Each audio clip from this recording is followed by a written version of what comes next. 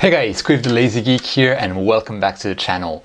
And recently I've been in an accident and I sort of crushed one of my vertebrae, which is not a good thing to be crushing anytime. As you may be able to see, I have to wear some kind of orthopedic brace. I have some titanium rods and screws in my back right now. It's a bit painful. Lots of fun, and I'm not allowed to lift anything more than 2 kilograms, which means that I had a plan to go and connect the QHY268M camera that I got from QHY268M as a loaner to my Newtonian telescope, but I'm not allowed to carry my Newtonian telescope, so I'm not going to be able to do that. I won't, like generally speaking, I won't be able to fiddle with the equipment for a while. So right now I'm stuck with the QHY268M attached to the to my Sharpstar 61 EDPH2 along with the reducer. Right before my accident, actually, until up to a few hours before the accident proper, I was actually taking some LRGB exposures.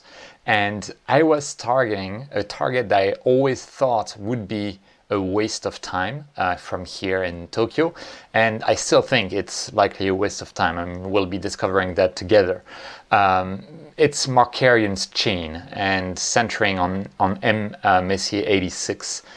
In particular, it's an area of sky with tons of little small cute tiny galaxies, and I wanted to take advantage of the large field of view that the QHY268M gives me to try to get like as many galaxies in a single shot.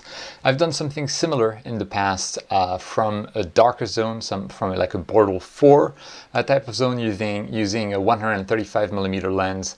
And at that time it was my 294 MC Pro, I believe. Might have been the 533, I don't quite recall. But it was very interesting to be able to do that. So in the end, over 3 nights that were not very good nights because they were quite windy and also a bit of like clouds streaming through, I managed to get 180 usable frames of 30 seconds each for red, green, and blue, so 180 frames each.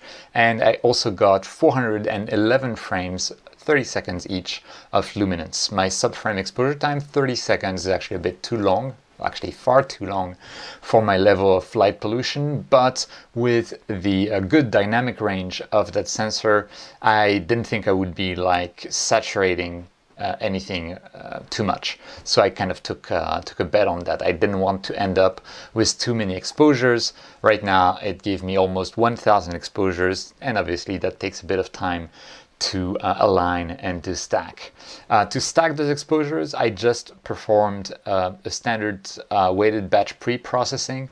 I didn't bother doing my own subframe selection because, as you know, if you've watched my videos before, I like to do subframe selection based on a very simple criteria, which is a number of stars, which I find works better than criteria like SNR. Reason being that number of stars, if you're out of focus, fewer stars are detected. If your tracking is not good, your star shapes are bad, fewer stars are detected. If you have clouds streaming through, well, fewer stars will be detected because they are obscured by the clouds. Whereas like SNR, for instance, which is something that is used by the weighted batch pre-processing script as a criteria, gets higher when clouds are streaming through. So it will actually give more importance to frames with clouds streaming through than otherwise, which is not ideal. You really need to be able to remove those cloudy frames prior to using the batch script, which I didn't really do. The reason I don't pay much attention to that is that I already know I'm not going to get a good result. But still, I wanted to see what I can get from Tokyo on all of those small, not super bright, or pretty faint, you could say, galaxies in LRGB using a monochrome sensor, a very big APS-C monochrome sensor. Okay, so let's have a look at PixInsight. So we have the frames that have just been stacked, and I want to have a look at what they look like first. see what we're getting. And this is the blue filter. And we have a galaxy here, we have a galaxy here, we have one here, we have M86 here, we have one here, we have one here, we have one here. Wow, we have even like details a bit in those galaxies. That's far better. We have one here, we have one here, we have tons of little galaxies all over the place. This is far better than I expected for my white zone. So that's very, very promising. Let's have a look at the green filter. Pretty similar as far as I can tell. Let's have a look at the red filter. I want to end with the luminance filter.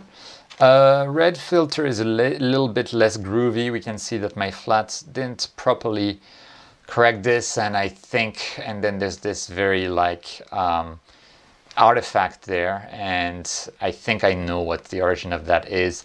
I'm using very cheap LRGB filters from Optolong that I bought several years ago. I believe at the time those filters had only one of their surfaces was coated with an anti-reflective coating, and so you need to take care of which side of the filter will face the camera. And when I put those filters in the filter wheel, I did not care. So yeah, that's probably that. Problem is, in my current state, I will not be able to change that. So I'll have to make do with the filters as they are right now. Too bad. Let's have a look at the luminance filter, which should have the most data. The filter looks clean, and yeah, we get like this bar in the middle of the galaxy here, really visible. The star shapes at the center of the frame don't look too bad. Let's have a look at the edges, and the edges look awful, absolutely awful. So yeah, ooh, I have at least tilt and probably sensor distance to the focal reducer issues here. Oh yeah, that's not pretty. But more galaxies here and there. I mean, this area is stunned. Like again, a galaxy here, one more here. Horrible star shapes. But wow, this is a nice one. Wow. Sorry, let me enjoy this view here. What is this galaxy? This is really cool. It's too bad it's surrounded by horrible star shapes, but this is really cool. Well, yeah, maybe next time I should center on this. This is really neat. Yeah, so anyway, as we can see, we have a very wide field of view that reveals all of the issues with my setup. I have tilt, I have distance from the focal reducer that is wrong, and I likely also have maybe collimation issues with the scope itself, because I actually had to tighten some screws around the focuser as the whole imaging train, the camera side of the imaging train tended to rotate along with gravity, which is not going to work with flat frames in the end. So I had to tighten some screws, and maybe that messed up with collimation of the focuser really at that same point. But as you know, I don't care that much about my star shapes. So whatever, we're gonna improvise. So first things first, let's apply some crop. It looks to me like the blue filter has the most obvious kind of like stacking artifacts, so I can use it for a very nice guide of what I need to crop. And I really want to make sure that I get, yeah, I think it's going to be giddy, but I want to make sure that I get that little galaxy that I got here, because that galaxy is really neat. So yeah, let's then apply that to all of my frames, so we get the exact same framing in all of the filters.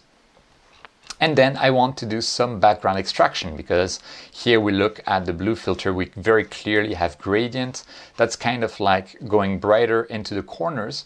But one of the things that I noticed with this particular background is that it's a very regular background, which means that it's probably better to use the automated background extraction rather than the dynamic background extraction with such an image, simply because a smooth function, a smooth parametric simulation of the background will probably fit better to what I see here, which is a very regular, very smooth kind of gradient than what the dynamic background extraction would model. So let's try the automatic background extraction. And as I can see, there's really, like, if I were to model it as a 2D function, I would expect to see it rise a bit in the corner. So this is very regular, and this could be modeled by a 2-variable second order polynomial function. So that's what we're going to do. We're going to put the degree to 2, which is second order function. And I'm going to just go YOLO here. We're going to discard the background model. We're going to replace the target image. And I'm just going to apply that. And let's see what that gave us. Yeah, that's perfect. I think this is much better than what I would have gotten if I had done the dynamic background extraction. Seems we have fairly similar as thing with the green filter. So let's try to apply this to the green filter. And not great. So we can see that the green filter seems to be suffering the same thing as the red filter. It was just not as obvious. We have kind of a halo there, as well as my remnants of some dust motes that were not fully corrected by the flats. Again, I believe this is due to internal reflections that might be linked to me simply not installing the filters in the correct direction. I'm just going to do the same on the red filter. And on the luminance filter, it's not going to give like, wow, yeah, not a very good results. But again, I don't expect to do a masterpiece here. I just want to see what it is capable of. It worked very well on the luminance filter, and wow, the details on this weirdly shaped galaxy. This is really cool. How's my little tiny thing I gasped and cooed over just a moment ago? That's beautiful. Oh man, I really like that. This is from a white zone? Huh. Wow, okay, so anyway, let's do a bit of dynamic background extraction. We're gonna have some weird gradients, man. Once we're, I need to close the dynamic crop, but we're not gonna get a great result. But hey, already I'm seeing much better stuff than what I was expecting. So I'm just going to be a bit random. Again, I don't want to spend too much energy on that image. Also, because of my condition, it actually kind of hurts to sit up for too long. So I just want to get this done and over with fairly quickly. And we're going to put sample all over the place. I'm not going to care about pretty much anything. Where we might try to, it's probably, we had some very harsh transitions here with the dust mote issue and the reflection issues. So it's likely that dynamic background extraction will not be able to give a good result.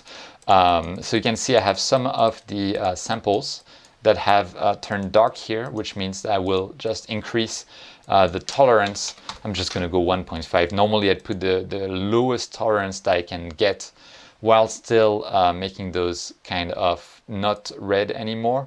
I'm just going to say resize all. Now they're all white. I would normally like reduce that until I find like the lowest level at which all of those points turn white or gray. I don't really care. And I'm going to lower the smoothing factor actually pretty considerably, because we have very sharp transitions between the various areas of the image. It's probably not going to work, but let's YOLO it as well and see what we're going to get. I'm not super hopeful, and yes, I need to just approve this. Let's have a look. It's actually better than I expected. Huh. Not so terrible. So let's keep it like that. And I'm going to do the same with the green filter, exactly the same. So again, we're going to do dynamic background extraction. I'm going to cover the whole image with my little tiny samples. And we're probably going to keep kind of like the same settings, except no, I'm going to keep the tolerance low. And we have the transitions here seem a bit less abrupt, and my dust motes probably will cause a bit fewer issues in the final image than in the red filter. So I'm gonna set the smoothing factor to maybe 0.1 because the transitions are not as sharp as with what we had with the red filter. And yeah, that's pretty much what I'm gonna do. It's probably not gonna help a lot again, but you know, anything is good to take. So 0.1 here. Again, we're gonna go YOLO and just discard the background model. This replace the target image. And yeah, maybe a slight improvement. Again, not expecting a masterpiece, so I'm being very cavalier about the whole process. Okay, so now that we've done this, what I'm going to do is I'm going to use my Dark Archon's easy processing suite, which is a free add-on to PixInsight. I have a video about that if you're interested. That's really awesome, and I'm just going to apply this script without thinking too much about it to each of the filters. So we applied it to the red filter. Next we'll apply it, yes I know, to green. Let's do this. Next we'll apply it to what are we going to apply it to luminance. And finally we're going to apply it to the blue filter. And let's select blue. Here you are, run Easy Soft Stretch. And now we have run the Easy Soft Stretch on all of the images. And now the advantage of that is that all of my images have a very similar background level because they're using all the same parameters of the Easy Soft Stretch, which means that those images are stretched, which is a condition to use the LRGB composition or combination tool. And they're also stretched with a similar background value, which helps with the final color balance of the color image that's obtained after combining the LRGB frames. So now I'm just going to go inside my Process Explorer. We're going to go here, we're going to find LRGB combination, and I'm going to say that the L filter is this, the red filter is that, and same for green filter and the blue filter. We're going to keep the channel weights the same. We're not going to mess with this. Maybe we're going to do some chrominance noise reduction. We're going to apply global. That should create a new image that will be LRGB. So let's see what that looks like. Okay, and here we have the results. And it's actually much better than what I expected. Not bad at all, actually. That's quite surprising. So the first thing that I'm going to do is I'm going to try photometric color calibration. We can see how horrible the star shapes are, but again, you know me, I don't care that much. So we're going to go ahead and go to photometric color calibration, and we want to set the coordinates to M86, which is at the center of the image. So we're going to get those coordinates. Let's see, can we acquire the date? Yes, from the image. We also acquired the focal length and the pixel size, which were recorded by Nina inside the FITS file and inherited by the stacked file thanks to the weighted batch pre-processing process. So now we have all of the necessary information for the photometric color calibration script to work, hopefully.